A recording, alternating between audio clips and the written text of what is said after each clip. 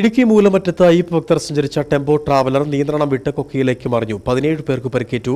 കാഞ്ഞാർ വാഗമൺ റൂട്ടിൽ പുത്തേടിന് സമീപമുള്ള കുത്തിറക്കത്തിൽ നിയന്ത്രണം വിട്ട് 60 അടി താഴ്ചയിലേക്കാണ് വാഹനം മറിഞ്ഞത്. ബാംഗ്ലൂരിൽ നിന്നുമെത്തിയ അയ്യപ്പ ഭക്തരാണ് അപകടത്തിൽപ്പെട്ടത്.